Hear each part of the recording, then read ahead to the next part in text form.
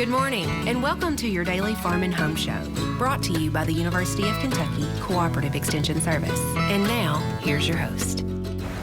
Good morning, and welcome to the Farm and Home Show. My name's Kristin Hildebrand, filling in for Miss Joanna Coles this week.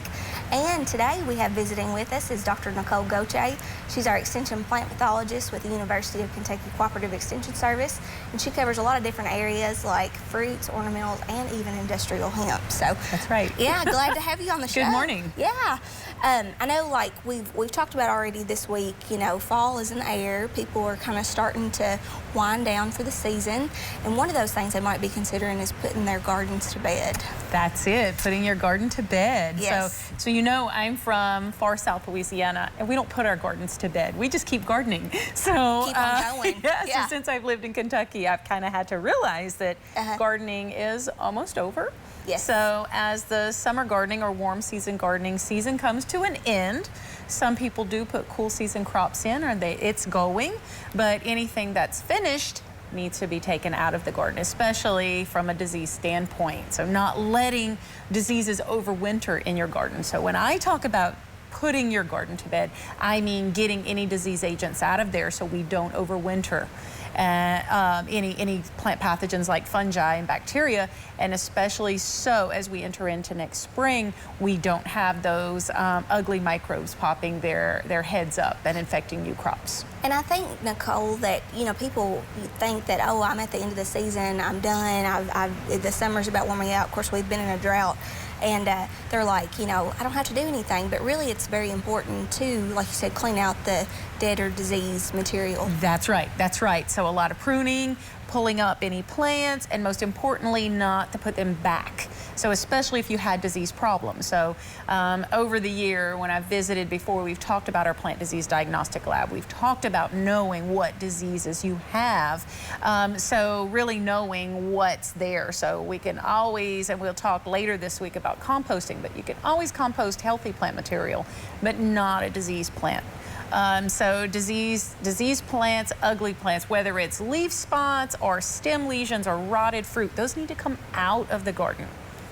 They really do need to come out. Yes, they absolutely need to come out. So you can't go to bed until you put your garden to bed. You really have to do that as we close the season. Yeah, and that includes the root system as well, too. That's right, that's right. So, you know, of course, I'm talking about annual plants, those that are done and dead, and we're pulling them out. But then we've also got perennial plants in our gardens, whether it be raspberries or even rhubarb, or we can even talk about ornamentals. You know, we talk about gardens, but we can even think about ornamentals. Some of our plants are kind of borderline winter hardy, so we have to make sure that we're protecting them with whatever mulch or any kind of protectant that we need, because winter damage, like we use the term sublethal. So even if it's damage that's not going to kill the plant, it can create enough damage that pathogens can enter through those wounds next year. So cracking, freeze cracks, frost cracks, sun scald, so any of those kinds of things. And by the way, sun scald happens in late winter, early spring. Oh, so, I don't know. Yeah. Yes, that's at that breaking dormancy phase. So that's when you get that cracking, and we have those open wounds that our plant pathogens can move in. Yeah. So as we're cleaning up the gardens, would you recommend us, like, because sometimes people forget, you know, from time to time what their diseases look like for the season. Do you recommend like a garden journal? Or? Absolutely, lots of photos. Some people, so we can have virtual garden journals. We can just have folders. I just have folders. I'm guilty. So just by month, and just remembering what things look like, where the problems were. And it is really easy to forget when you're rushing and cleaning up those beds. Oh yeah, yeah, because I mean people get really, really busy all the time. So, so is there any other information that we need to know about putting the garden to bed besides taking out that plant material, so that way you said we don't have that overwintering material coming back? And think about drainage too. So we've gone from a droughty season, we're about to enter a really rainy season. Okay. So as we think about mulching to protect from cold, we don't want to trap a lot of water in our bed. So think about surface drainage, internal drainage. So the more mulch or straw we have on our beds or on our gardens, the more moisture we're going to hold in.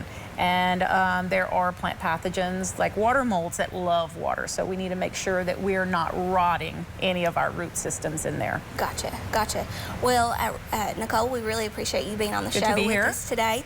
And just remember that right now is a good time to put those gardens to bed, and think about some of those overwintering pathogens that you don't want to have come back and ruin that crop for next year.